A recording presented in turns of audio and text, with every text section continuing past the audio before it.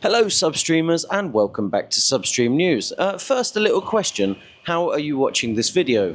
Mobile, tablet, desktop, laptop? The reason I ask you is going to become important in just a moment. First, I'd like to ask if you're a returning viewer and you're not yet subscribed to Substream News, what are you doing? Please drop us a follow, it really helps the whole algorithm stuff. Right, let's move on to our first story. So I asked, mobile, tablet, desktop or laptop, how are you watching this video? What about VR headset? Do we have anybody watching on an Apple Vision Pro or the Meta headsets? I'd really love to know. If there's even one viewer, please let us know in the comments. We'd like to get in touch. Well, I tell you this because some big news came out of the tech world this week is that Samsung is getting ready to enter the headset game. And that's very exciting because pretty big technologically innovative company, and who knows, they may end up having a market-leading headset. We're yet to find out. This headset is being called an XR headset. So XR is extended reality as opposed to virtual reality, VR, or augmented reality, AR. Now, I can tell you what we do know about this Samsung headset because there's no designs released yet. All we know is an estimated price range between $1,000 and $1,500 US, which personally I think is very expensive, but relative to other headsets on the market, it's not that bad. Personally, I think I could get a pretty nice second-hand motorbike for that price, right on cue, somebody rev their engine there, so I think they agree with me. Now, why has Samsung teased this information? And it's because LG has dropped out of the headset game. They were supposed to be building Meta's new headset, and now they're not. While at the same time, as we reported just a few weeks ago, Apple have dropped their plans for a new luxury Apple Vision Pro upgrade, like a new model, even better, more powerful, and instead, they're going to be making a budget model that's more friendly for the masses because the Apple Vision Pro headsets were described as being too expensive. Now, Samsung is expected to team up with Qualcomm and Google to make the XR headset. Let's move on to the next story. Now, it's not just Samsung that's moving into a new market. Apple this week made a pretty big announcement, and I'm quite excited about it. This is a new smart home display. So I actually didn't know, what's it called? It's called the HomePod, is an existing Apple product. You may have one. I literally had never heard of it, but it's a rival, although not a very successful one, to Amazon's Alexa and Google's Echo. So it's one of these home AI assistants that listens to you and can help you with things around the home. Well, yeah, I haven't heard of it. You might not have too. Apparently it wasn't very successful.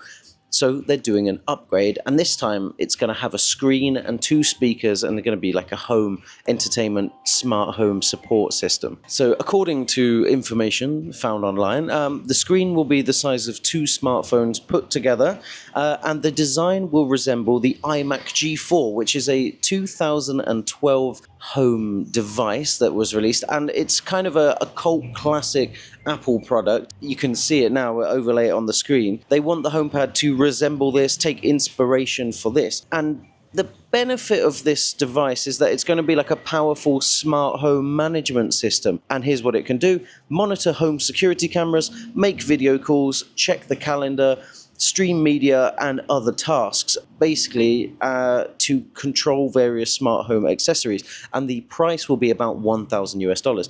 Now, I have a 1-bedroom apartment. I can't see how this is very useful for me, but if you have a larger home, a smart home, a new home with smart heating and electronic curtains and stuff like that, I think this would be a pretty valuable upgrade.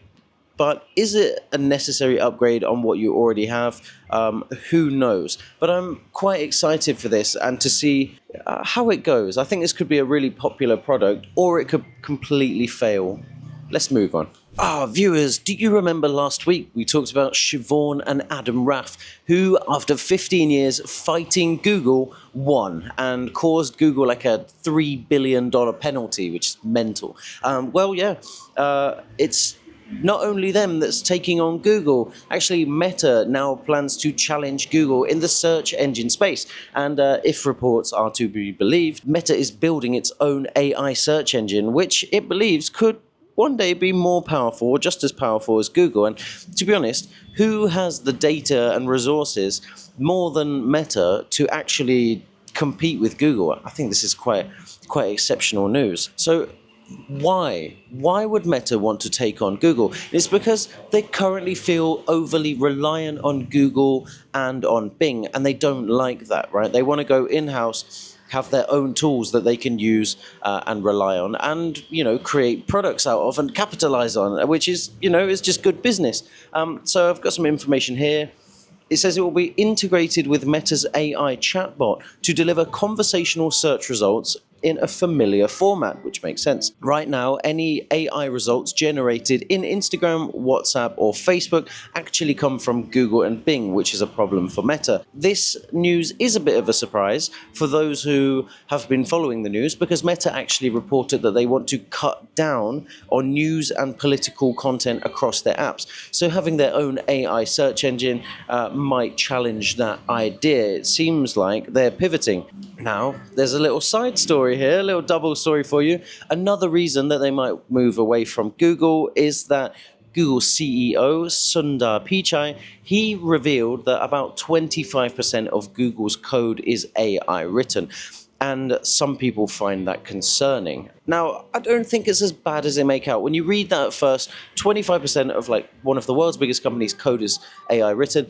Sounds scary, but actually, all of that code is then edited and completely pulled apart by Google's software engineers to make sure that it's really robust. So it's not as bad. But Pichai said, today, more than a quarter of all code at Google is generated by AI, then reviewed and accepted by engineers. This helps our engineers do more and move faster. So let me know, what do you think about that? Do you think that makes Google more or less trustworthy?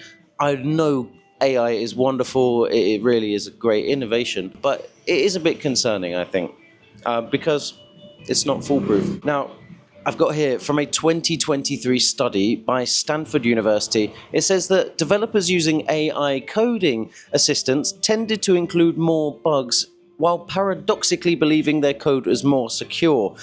This finding was highlighted by Talia Ringer. She's a professor at the University of Illinois at Urbana-Champaign, and she told Wired, there are probably both benefits and risks involved with AI-assisted coding, emphasizing that more code is not better code. Let's move on. A big congratulations to Zhang Yiming. I wasn't familiar with this name, but I am familiar with his work. He is one of the co-founders of TikTok, or ByteDance, the parent's company. And while he's not in that role or capacity, he's not working as CEO anymore, he still owns 20% of the company, which now makes him worth $49 billion US, and that makes him the richest man in China. So congratulations to Zhang Yiming. Now, the Chinese media had an interesting spin on this, and that's why I think is more interesting news. Over the last 26 years, China has had 18 different number one richest people. So the crown has been handed over 18 times or 17 times, and I think that's very interesting. Because in the US, only 4 people in the last 26 years have been number one. You may be able to guess them, but I will tell you, it's Bill Gates, Warren Buffett, Jeff Bezos, and Elon Musk. I thought that was pretty interesting. Did you? Let me know in the comments. And if you want to read more, as always, we put all of our sources down in the video description. And while you're down there, click subscribe. Thank you very much. Let's move on. And finally, on a lighter note, Israeli-built AI-powered window washing robots have launched in Texas. This is a super random story that I found really interesting, but I also found to be a very good application for AI, because window washing, especially on high-rise building and skyscrapers, is incredibly dangerous. And so why not send robots up there? Well, the quote here says, "We have the vertical robot unit, which is the robot that you see that is working with the building. It's like Spider-Man and a cleaning device. Now, that's Verbotic CEO Ido Genesor, and he said it about Ibex. That's the name of their robot, and you may have clicked that the connection there is that an ibex is that amazing goat that can climb mountains and stand on the most tiny little crevices. Very incredible animal. Well, these robots, let me tell you, have onboard cameras that can scan the surface, detect window frames to crawl over, and make sure no spots are missed. They can also detect issues with the building and compile a report to send to building owners and landlords, and I think that is very cool. And now no humans need to scale these buildings and put their lives at risk. All they have to do now is have one human operator to manage the ibex robots. Now, I thought that was a really cool story and a nice way to end. If you like this content and you want to see more of Substream News, we do videos twice a week. We keep politics out of it. We try to keep it about innovation, futurism, dystopia, health, and some other curious news sometimes. If you like that sort of stuff, come back next time. I'll still be here. I'm Joseph, your presenter. This is Substream News. See you next time.